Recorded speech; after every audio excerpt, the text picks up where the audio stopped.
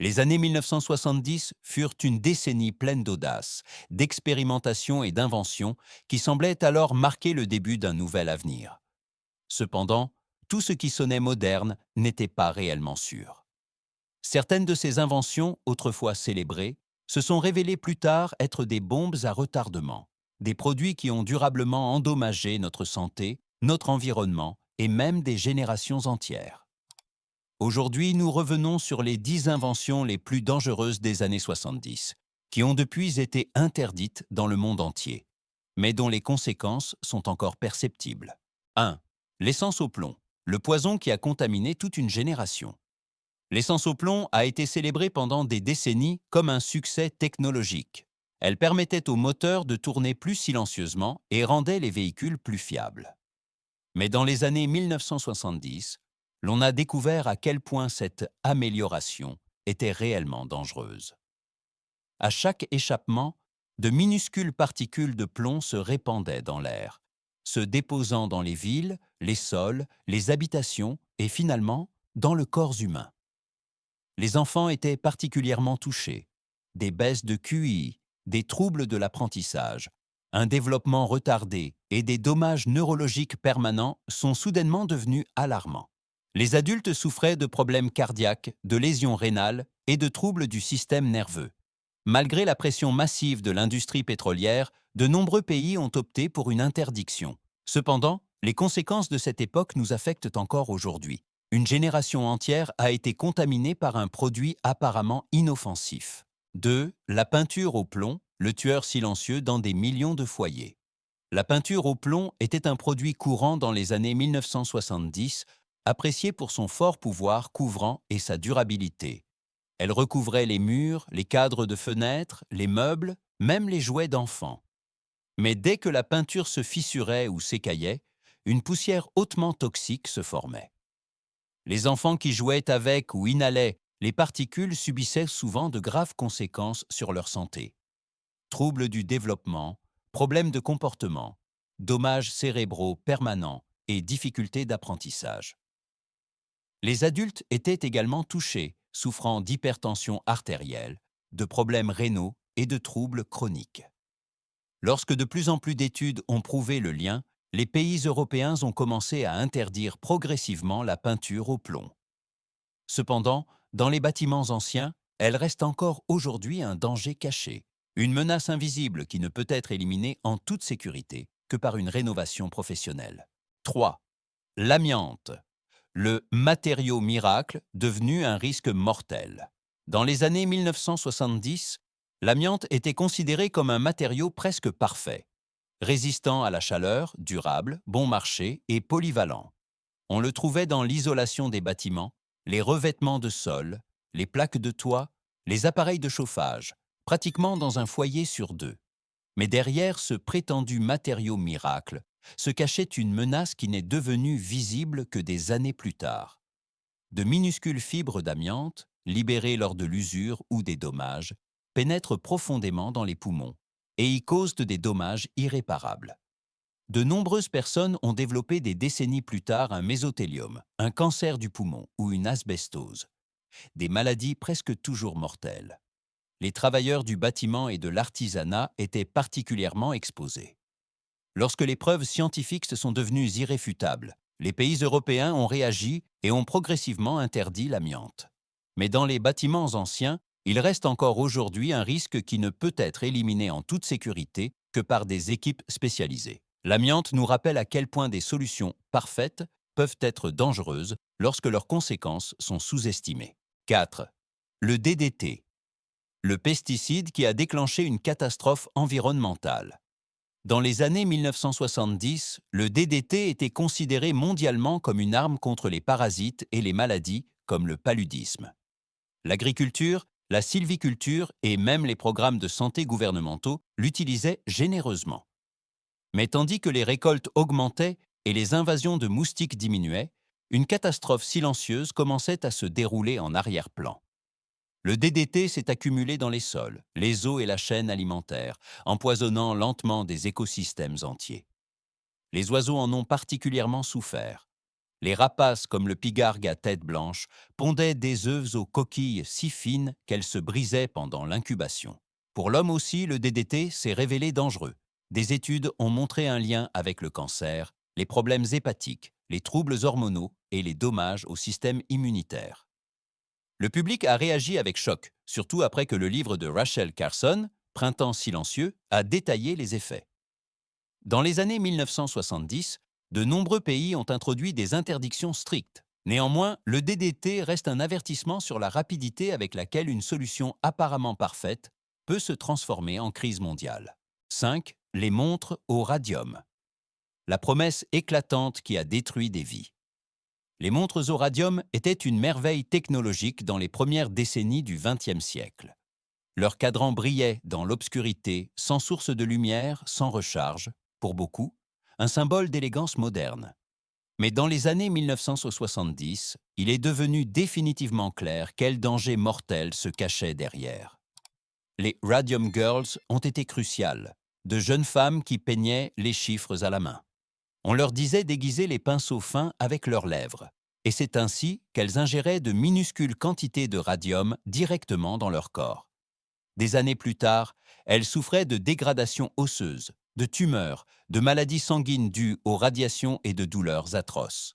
Les porteurs de montres eux-mêmes étaient également en danger, car le radium émet en continu des radiations ionisantes.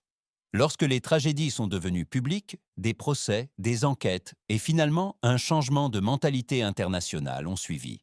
Dans les années 1970, les montres au radium ont définitivement disparu du marché.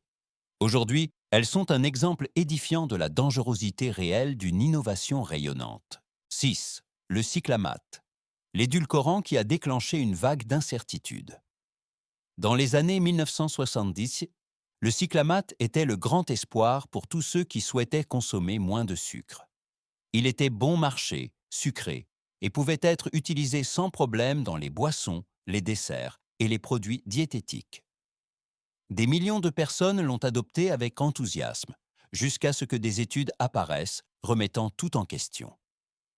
Des tests sur les animaux ont montré un risque accru de cancer de la vessie chez les rats, et bien que la transférabilité à l'homme soit restée controversée, le simple soupçon a suffi à déclencher un véritable débat sur la santé publique.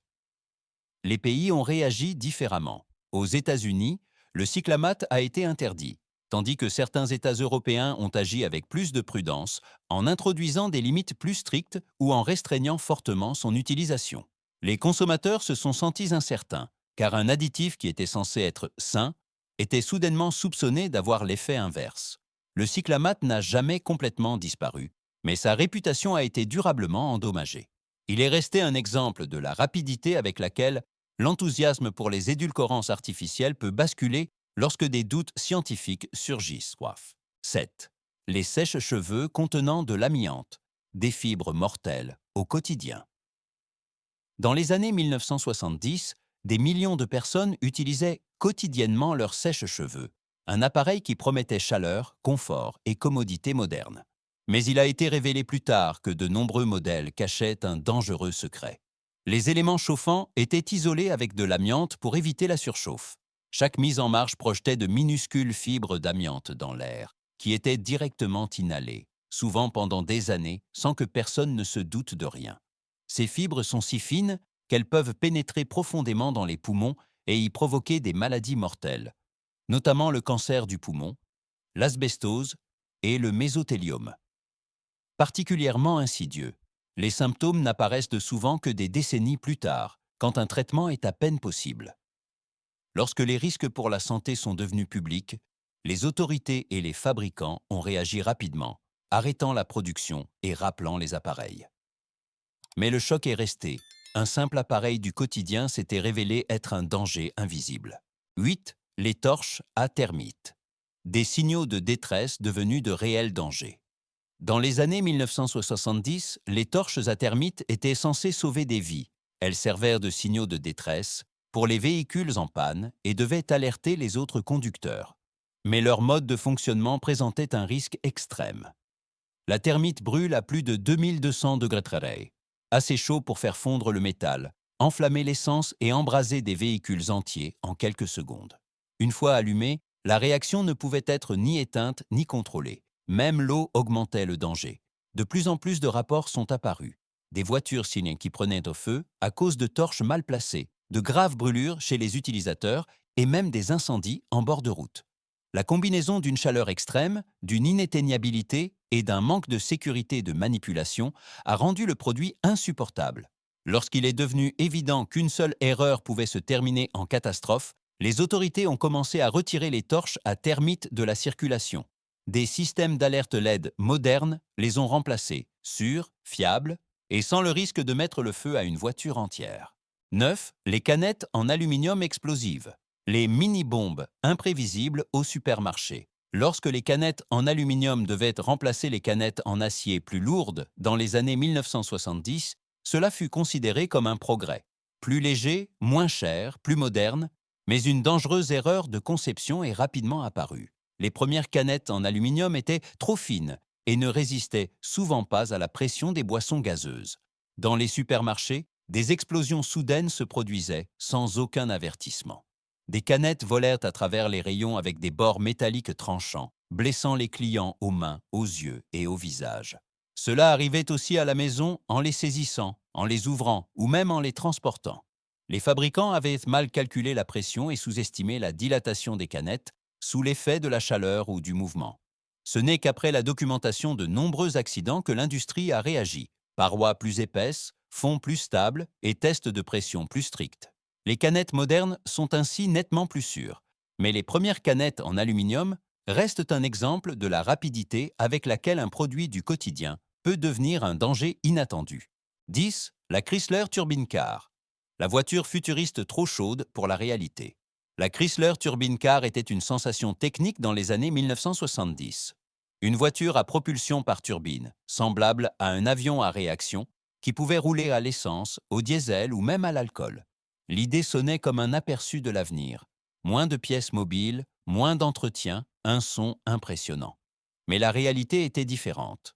La turbine générait une chaleur extrême. L'échappement était si chaud qu'il pouvait faire fondre des objets derrière la voiture. De plus, les moteurs produisaient des émissions dangereuses, bien au-delà des limites de l'époque. Le confort de conduite était également décevant. Accélération lente, consommation élevée et sifflement bruyant rendaient le véhicule difficilement utilisable au quotidien. Bien que 50 prototypes aient été construits, Chrysler a ensuite détruit la plupart d'entre eux pour éviter que la technologie ne tombe entre de mauvaises mains. Ce qui restait était un développement fascinant mais dangereux. Une voiture qui, à son époque, était trop radicale, trop risquée et tout simplement trop chaude pour jamais devenir un véhicule de masse. Kiedy dziś spoglądamy wstecz na lata 70., widzimy dekadę pełną odwagi, innowacji i niebezpiecznych błędnych decyzji. Wiele z tych wynalazków brzmiało wówczas jak postęp, nowoczesność, łatwiejsza przyszłość. Jednak dopiero z czasem stało się jasne, jak głębokie były ich konsekwencje. Zatrute powietrze, pokolenia z uszczerbkiem na zdrowiu, zniszczone ekosystemy i ryzyka, które często ujawniały się dopiero dziesięciolecia później. Każda z tych zakazanych technologii opowiada tę samą historię. Historię o tym, jak łatwo entuzjazm może przesłonić widok na konsekwencje. Jednak świat wyciągnął wnioski z tych błędów. Surowsze normy bezpieczeństwa, lepsze badania i nowa świadomość, że postęp technologiczny nie może odbywać się kosztem zdrowia. Lata 70. przypominają nam, że innowacja bez odpowiedzialności może stać się niebezpieczna. I właśnie dlatego nigdy nie wolno nam zapomnieć, jak drogo tak naprawdę kosztowały nas niektóre wynalazki przyszłości.